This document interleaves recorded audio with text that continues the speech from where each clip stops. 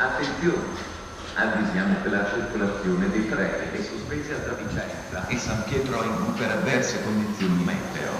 I treni da EPA Treviso e Vicenza potranno subire ritardi, cancellazioni o deviazioni con maggior tempo di percorrenza fino a 120 minuti. È stato istituito un servizio di bus sostitutivo.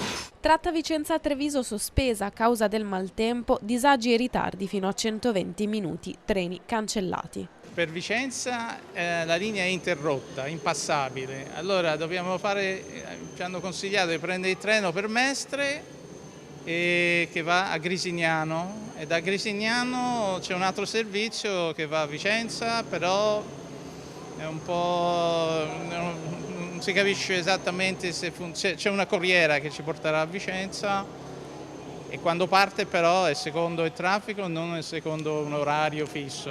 Allora dovremo vedere, non lo so. Attivato infatti un servizio navetta tra Vicenza e Grisignano, ma con possibile aumento dei tempi di percorrenza e posti a sedere inferiori rispetto all'offerta ordinaria della rete ferroviaria. Disagi alla circolazione per i pendolari, dunque, a seguito dell'ondata di maltempo che ha interessato il territorio vicentino e parte della Marca. Circolazione ferroviaria sospesa anche sulle linee Vicenza, Padova, Schio. Alcune ripercussioni anche sull'asse dell'alta velocità Milano-Venezia.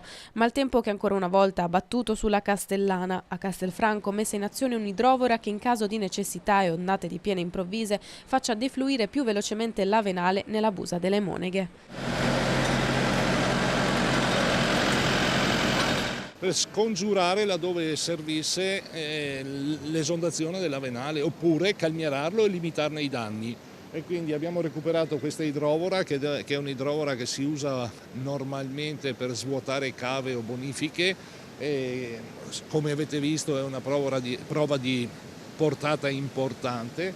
Avevamo sperimentato nei precedenti eventi alluvionali con delle pompe da protezione civile, ancorché importanti, e qualche beneficio c'è. Acqua che le paratie, se la Venale che scorre attorno alle mura della città è in piena, faticano a scaricare grosse quantità di acqua, motivo per cui l'idrovora è stata posizionata proprio in quel punto. E nella portata massima della Venale, cioè 25 metri cubi al secondo, così come è strutturata lo sbocco verso la Busa delle Moneghe, non è in grado di smaltire tutto. Questa idrovora agevola lo smaltimento e ciò funziona, dà un beneficio fin tanto che il muson è basso, fin tanto che il muson può ricevere, oppure il Marzenego aprendo case Barban, le famose paratoie che abbiamo già sperimentato nei passati eventi.